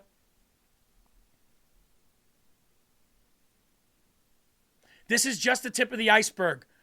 My team will continue to force California to prove that they have removed every illegal alien from behind the wheel of semi-trucks and school buses, says Sean Duffy. Notices have been issued to 17,000 CDL holders that their license will expire in 60 days. Why 60 days? Why not now? Why not if you get this letter in the mail and you are operating, you are already illegal? Why give them 60 days?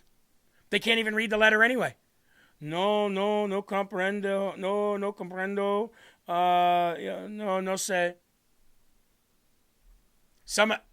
Where I will agree with Eli is where I don't agree with him going full authoritarian. I do agree with stop giving these people an inch. Because if you give them an inch, they take a mile. Stop giving them a cushion. Stop giving it leeway. Okay? President Trump said, you can deport yourself through the CBP One app and get $1,000, or if we deport you, you can never come back to this country again. That's a good either or. Why don't we just continue to do that stuff? I don't like the 60-day cushion. You got 60 days. These people can't read English anyway. We've already proved that. Immediate revocation. Immediate revocation. Eli, I'll agree with you on that one. Yeah, it's not only stupid what they're doing. It's like a warning. I wonder who came up with it. Did Pam Bondi come up with this idea? Don't do it. Don't drive anymore. No. This letter says you can't drive anymore because you can't drive it. This is warning them. Now they're going to run. They're going to scatter. We're not going to know where to find them. Oh, my. Well, I mean, this is only a license issue. This is like people who, have visa issues, and so it's a license. We'll still be able to find them. But here's the thing. Why aren't they deported? Here's the thing. They have a driver's license, right? That means they have an address, right? Hand deliver the letter and say, here's your letter saying your license is revoked, and here's a warrant for your arrest to deport you. Instead of sending them a letter saying, hey, you have 60 days to not drive, how about you just show up? Jose Illegal? Yeah. This one right here says you don't have a license. This one right here is a warrant for your apprehension and your deportation. Get in the back of the truck, Jose. Or Ching Chong, or whatever your name is. I got 60 days to not drive. I think I've got 60 days to drive. There it is. There it is. Well, I better get some work done. I got 60 days to drive. Unreal. Biden appointed judge. Want to see this guy? Here he is right here. Hi, I'm the face of I don't know what the hell I'm talking about. I am DEI. Not because I'm black, because I have communist ideology. Thank you, everyone. Biden judge poised to order, ready for this, mass release of illegal aliens detained at the ICE Operation Blitz in Chicago. Meaning that if the Trump administration did abide by this law, this ruling, which they won't at all, that thousands of illegal aliens, dangerous ones at that, would be immediately released on the streets of Chicago. And Governor Pritzker and Brandon Johnson are calling for it. Imagine. Taxpayers in Chicago. Imagine. For 5 seconds. Your governor and your mayor want the judge to rule to let out all the criminal illegal aliens, not just the ones that are here illegally, but the ones who have rape, assault, attempted murder, all those charges. You let them out, damn you. We want them on our streets, you son of a bitches. Let them out! That's like saying, open up the government, open up the government, open up the government. How dare you open up the government? These people are batshit crazy, folks. It just is what it is. It just is what it is. That's why we don't need Republicans feeding into it by allowing these people an inch, because they'll just take a mile. Eli, get out. We want you out. Come out and rape more people. How dare you? And it's those people who ought to be pinpointed, identified, facial recognition. All right, we're going to let Jose El Eagle over there. He raped 10 kids, and he's going to live with you. What? What are you talking? Well, he's got to go somewhere. He's going to live with you. They need to start forcing this on the people who are crying about this crap. Yeah, I know. Yep. Another blow to immigration enforcement. A federal judge in Illinois is reportedly preparing to order the mass release of thousands of illegal aliens detained during the ICE's Operation Blitz. According to ABC 7 Chicago, U.S. District Judge Jeffrey Cummings, a Biden appointee, is weighing whether to grant what's called equitable relief. Equitable relief. More like equitable release. That could see federal immigration authorities forced to release thousands of detainees into so-called alternatives to detention programs, like ankle monitors, smartphone check-ins, and other ineffective tracking methods widely criticized with loopholes. Here you go. Did you download that app, Jose El Eagle? You don't know say? All right, good. Got your name in there? Mi nombre? Good. Good job. Good job. Go ahead. Get back out there in society. Don't rape anyone, huh? What about you, Mohammed Al Sahin? You got your ankle monitor on? I got my ankle monitor on. Good for you. Don't go out there and behead anybody, all right? Okay. Good for you. What the hell? We've moved past R and D, Eli. We're now just in the realm of crazy in this world. Uh-huh. Dude, I keep trying to justify it in my head. I started sitting here thinking, well, what if they do that and then everybody starts going out and killing and raping people? Then the people must be like, okay, Democrats are bad. No, because Porky Pritzker will probably spin it as, well, they wouldn't be raping people and killing people if you hadn't arrested them in the first place. They're distraught. They're stressed out. They need a release. They need a release, all right. So let's move from that to this. Suffolk County was ordered to pay $112 million to hundreds of illegal aliens after an Obama judge rules that they were unlawfully detained by ICE again. Suffolk County, $112 million.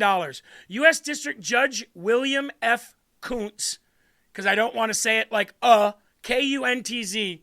You be the judge of that one. I'll say Kuntz. You can say the other word. An Obama appointee issued the ruling after an illegal from Guatemala living in Long Island filed a lawsuit claiming he was detained by ICE beyond his release date. The judge ruled that the sheriff's office in Long Island unlawfully held the illegal aliens I can't even say those words together. Unlawfully held illegals. It's hard to even report the news today. This is what I'm talking about, dude. I know we're going to get back into the whole authoritarian thing, but That's just blatantly wrong according to the Constitution and the laws of this great country. So that's when I say, change the definition of authoritarianism and go out and just only do really good things for the people and stop things like this from happening. That judge should be being thrown in cuffs, thrown to the ground and hogtied right now. And someone ought to be stepping on his head saying, "Are you effing retarded?" I'm sorry, I'm getting worked up. Well, I don't think authoritarianism should apply to illegal aliens. So, yeah, do what you need to do. Eli, do you remember that movie American History X with Edward Norton? Remember that movie? Yeah. Oh, yeah. Okay. In that movie, obviously, he was a racist who wanted to kill all black people, went to prison, got raped a bunch of times, came out and wasn't racist anymore. That's the synopsis of the movie, right? That's the summary of the movie. He was a Nazi racist who hated black people, stomped on one's head on a curb, killed the guy, went to prison, got raped a bunch of times, saw the light, realized that racism isn't good, came out, and he wasn't racist anymore, and all his racist people thought he was going to still be racist, and they didn't like him anymore. That's the summary of the movie. However, in that movie, Eli, there's a very long part where he's talking about the illegal aliens that have taken over this country. And there was a clip of it the other day, which this is reminding me of this movie. There was a clip of it I saw the other day on Instagram. And I'm watching this clip, and I'm like, man, this movie was hard to watch, right? This was an intense, rough movie back in the day, right? He was walking around with Mein Kampf as his guide, you know what I mean, to all of his people, all of his soldiers in the streets. But there was a moment where he was talking about the ultimate takeover from illegal immigration into this country, and how immigration and INS wouldn't be able to do their job. They'd be hand-tied. They'd be hog-tied. That the government would side with the illegal aliens soon over time. That they would give them everything of ours. That they would give them the money, the land, the cars, the jobs, all that. And Eli, I was watching that, and I said to myself, oh my gosh. Oh my gosh. Like, as much as that movie was intense and hard to watch, there was so much truth in that movie about illegal aliens taking over this country. Like I've said time and time again, dude, they tell us what's going on. They tell us what's going to happen because they have to, but they use Hollywood to do it. Hollywood is a horrible, horrible, horrible, horrible propaganda machine. Yep. Crazy. When did that movie come out? That was an early 2000s movie, 2005 maybe? But I think the movie took place in the 90s. I think it was supposed to be present day in the movie, and it came out in 1998. Oh, okay. Wow, that came out in 98? Yep. The 90s didn't give a crap about your feelings. The 90s movies went hardcore. Wow. So late 90s. Look at that. And here we are today. Divided because of race, because of Obama. People believe that that this is the most racist the country's ever been, apparently. Illegals have taken over. Wow. Forgot all about that movie until I saw that. All right, when we come back, we got to take a quick break here, just about 3 minutes. And when we come back, a Democrat staffer, Tammy Duckworth, was caught posing as an immigration lawyer to go in and free illegal aliens from ICE custody. You're going to love that. But before we go there, we got to go to Beekeepers Naturals, folks. We don't got to, but we should, because Beekeepers Naturals is that great. What is Beekeepers Naturals? Well, it's derived from bees, honeybees, and there is a little thing called propolis. Now, what propolis is, it is a barrier. It actually helps keep viruses, bacteria, and, illnesses away from the bees, away from the hive. It protects the honeycomb, right? So when Beekeepers Naturals decided to start making products of which that me and my family have been taking for years, you see massive results. And this goes to show you the importance of bees. A lot of people go, well, bees are great because of pollination and things like that. Yeah, but like I said, God put things on this earth to cure anything, and propolis is one of those proactives that you can do today. Now, this is the immune support throat spray. A few shots of that every single day. Keep the bacteria away, right? It'll die instantly. And this is the nasal spray. So if you get clogged up, this will clear your sinuses really good. You've also got the vitamin C mobile packs, which is just liquid in a mobile pack. You just rip off and you drink on the go. But there's also tons of other things at Beekeepers Naturals, including soothing throat pops for kids, fiber pops, and more. So, Beekeepers Naturals. Bad Moon says, bees are the key to food growth. They're a key to a lot.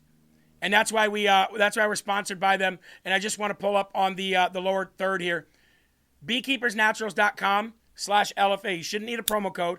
You should just go to that website, beekeepersnaturals.com/LFA. It's in the description of this video, and you'll always see Suzanne. She'll pop them in there as well. 20% off if you go there today and order today. Beekeepers Naturals. That's beekeepersnaturals.com/LFA. And a big shout out to them. Very, very happy to have them as a sponsor. Would love to keep them for a very long time just because we use them. And we didn't start using them right away. We've been using them for years. Just a great sponsor to have and a great partner to have. Beekeepers Naturals. Also, folks, gold and silver. I want to tell you what the price of gold and silver is right now. It's going to blow your mind. $4,202.61 is the price of gold. $53.14.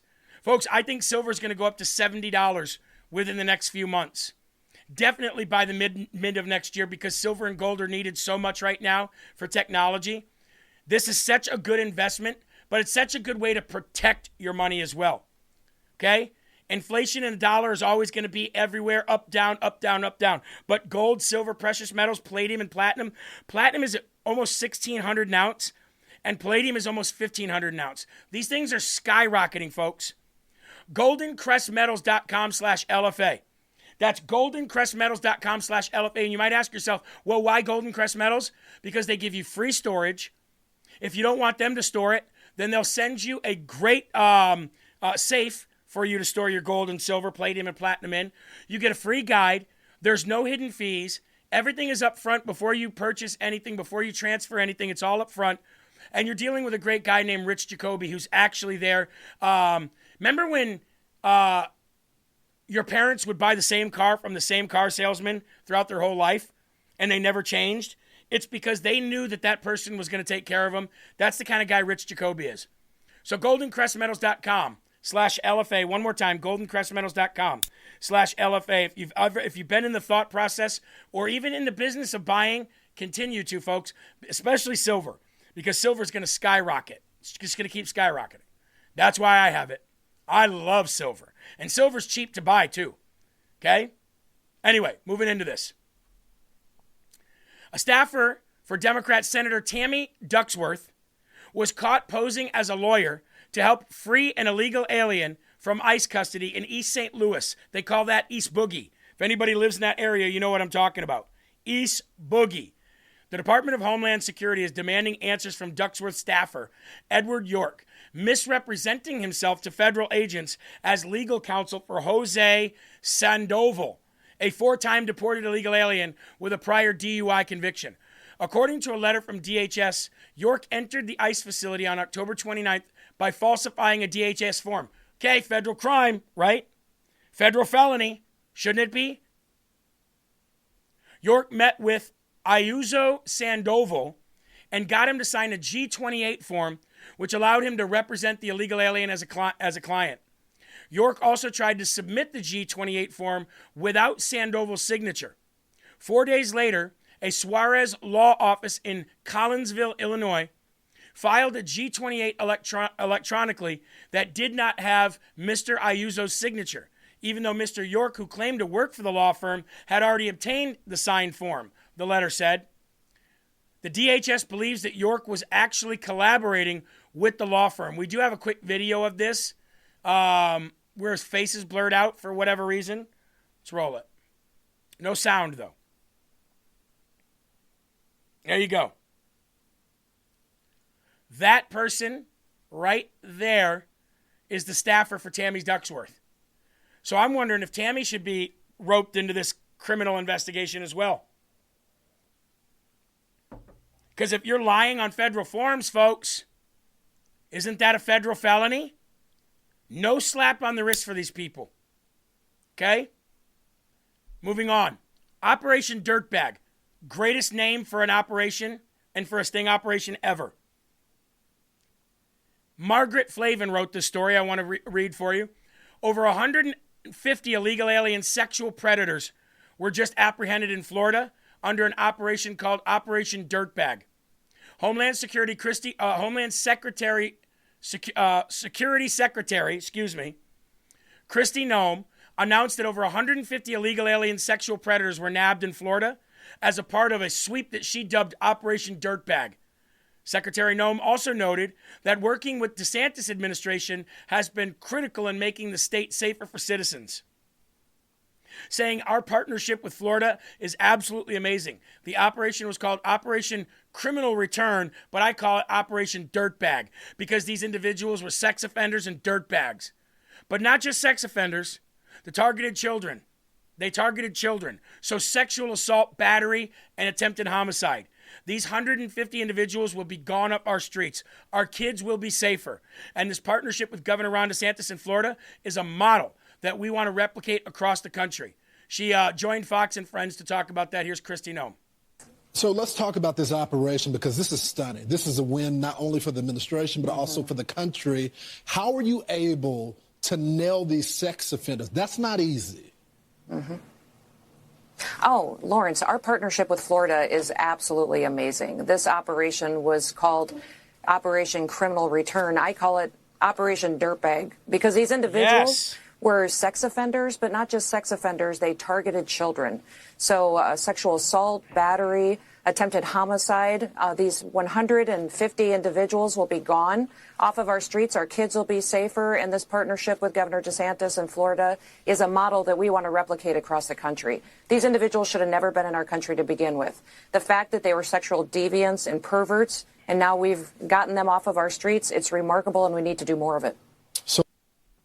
Hey, Eli, you know how these old, this is how crazy Disney is all those Disney stories like Sleeping Beauty and, the Rapunzels and all those. Most of those stories were taken from like Christian Hans, Andersen or whatever his name was. I think I got his name right. And like Brothers Grimm. They were dark, dark stories that were kind of shifted into stories for kids, right? But you go back and you watch like Pinocchio, right? Where they're talking about the island where they take little boys. Remember that? And they're never to be heard from ever again. And they're turned into these, play toys and pleasure toys that they play with.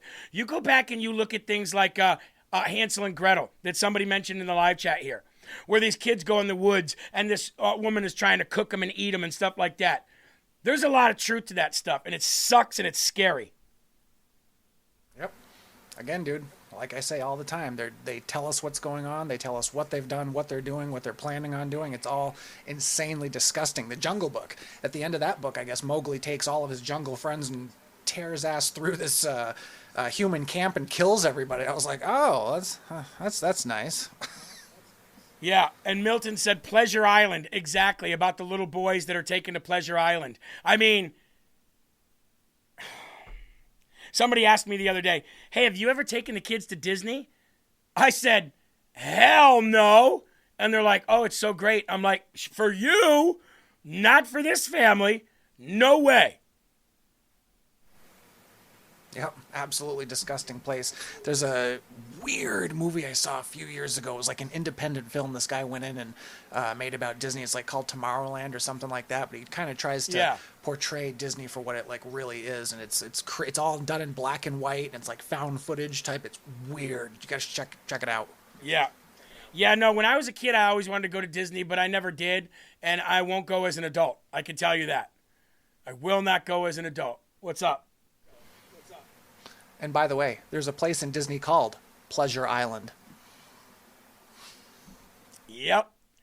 And there's an island where a lot of pleasure was going on for rich men around the world, of which Trump was not one of. Now let's go to Arizona Governor Shady Slobs, who is now under investigation for racketeering. An operator for a group... Bill, hold on. What do you want? Hold on. an operation for group homes for foster children, gave Katie Hobbs $400,000. In return, Katie Hobbs let the company increase rates by 65%, allowing them to steal millions from taxpayers. And she's now under investigation for this racketeering. Again, Eli, I think 2026 and 2027 is going to be a big year for a lot of skeptics that say President Trump isn't going to lock these people up. I think this year is setting everything up. He's fighting court cases. He's getting people on his side. He's making sure that he weeds out the good and the bad people that are going to do and not do the things that need to be done. A lot of people are jumping the gun on that. I think 26 and 27, you're going to see a lot of people go down like the mob in a RICO case. It's going to be one big fail swoop. And Katie Hobbs is not going to get away from it either. Let's go to Shady Slobs.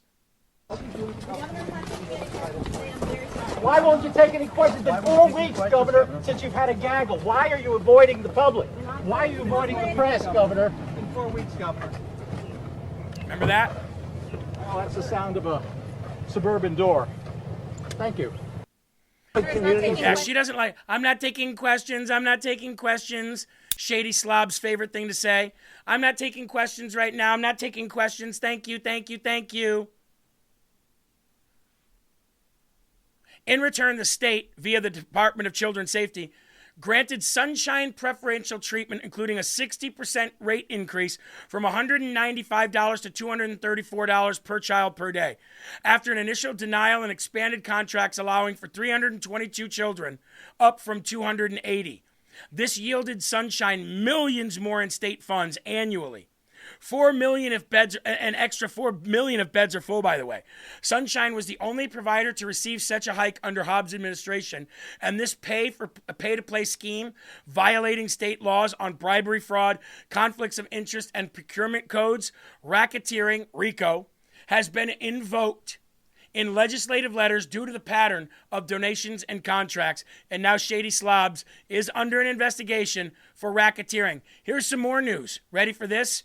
Who remembers the election of November 8, 2022, in which Katie Hobbs got 1.287 million votes and Kari Lake got 1.270 million votes, a difference of just over 17,000 votes, with a win percentage for Shady Slobs at 50.32 and a loss percentage for Kari Lake at 49.65.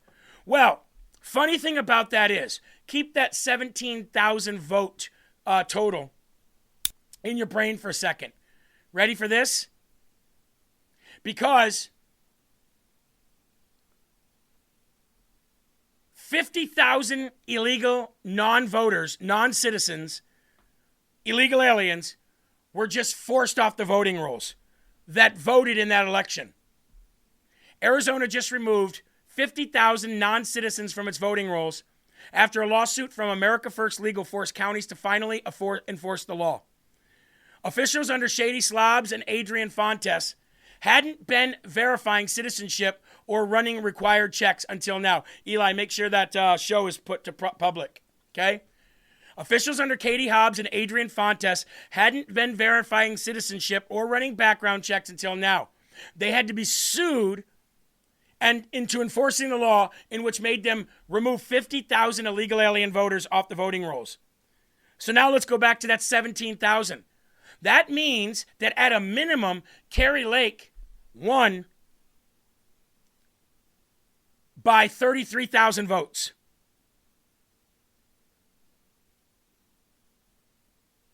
Isn't this very old news already? Joe Paloka said. Well, yeah, it's old news that lawsuit was going on. We talked about that a long time ago. But now they actually had to remove the 50,000 voters. So how do we rectify this? Kari Lake should be the governor of Arizona. We all knew that. We've known that for years. But how do we rectify it now that those 50,000 voters that were on the voting rolls that whole time are now off, and Kari Lake should have at the very least won by 33,000 votes. We know it's more than that even because of all the shenanigans that were, had played out during that time. I have an inclination that nobody's ever going to be able to fix that. But you can fix it going forward if you can't fix it going backward. How? How? End the friggin' filibuster now. And put in election integrity measures so that going forward, no election can do this ever again. And you have people on the ground to watch it when it does and to stop it when it does. It's the only way. It's the only way you, me, or anybody else is ever going to see a free and fair election ever again. Period.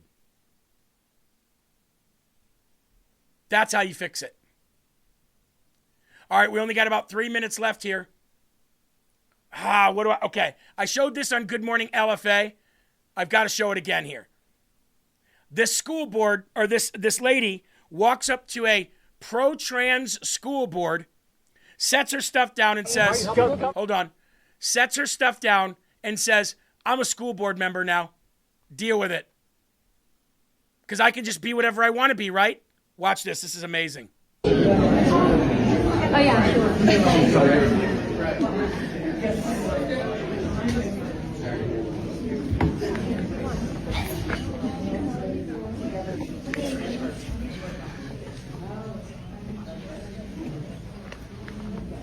People are looking at her like, what the hell is she doing? I, Heather Fletcher, identify as a Board of Education member, and my pronouns are I won. Okay? I'm ready to get to work. Let's get to work. We're going to ask you. Oh, really? Why? Is this not correct? Can I not just be anything I want to be? Can I not just be a man if I want to be? Can I not just be a transphobe if I want to be? Can I not just be a Board of Education member if I want to be? Come on. I'm living in your reality, right? I'm living in your reality, and I'm trying to just go with the flow. Thank you. Pronouns are I won. Okay, I'm a Board of Education member. Hi, Dean Rose. We're going to ask you. Good to see you. Hey, Jamie. Let's go. Okay. Sure. Thank you. I guess it isn't reality. Huh? Quit lying to our kids. Transphobe. Okay. We're not going Gotta love it. She just walks up, says, I'm a school board member now. My pronouns are I won. This is reality, right? If a man can just be whatever he wants and a woman can be whatever she wants, then I am a school board member. I'm here to vote. Let's get to work. And the school boards are like, can you get her out of here? And you got people in the crowd, transphobe. And she goes, oh, what do you mean? This isn't reality? You mean I'm not a school board member just because I want to be? Well, how about that? I love what she did there, Eli. And that's floating around social media now. Yep. I further would have pissed that shill of a guy off too and saying, oh, it's actually not possible to be a transphobe because trans people don't exist. Freak. Freaks exist. Freaks exist. Bye. Freaks exist, says Eli. Freaks. They exist. Hey, folks, on your way out, do not forget about the 45% off right now for your everyday dose coffee. That's right, 45% off your box set and up to 60% off on Black Friday sales at everydaydose.com/LFATV right now. Look at that beautiful drink right there. Look, I'm not like a cold coffee guy, but that looks good. Everyday Dose Coffee, folks, right now. Get yours. It's coffee plus benefits because it has Arabica coffee, 100% Arabica coffee, collagen protein, chaga, L-theanine, and lion's mane. All things that regular coffee doesn't have, and you'll get it without the jitters as well. Everydaydose.com/LFATV. That is everydaydose.com/LFATV. One more time, everydaydose.com/LFATV. We'll pop it up there for you. It's 45% off. You get a free rechargeable frother. You get the coffee. You get a box set, all for 45% off. You can't go wrong. Everydaydose.com/LFATV. Folks, there are right ways and wrong ways, but there's only one Yahweh. So stand up tall, keep your shoulders back, keep your chest out, keep your head up high, because you are a child of God and no weapon formed against you will ever prosper. Pete Santilli up next right here on LFA TV. Keep your family, friends, and pets close. Keep a smile on your face, and whatever you do, never stop spreading that gospel. Peace!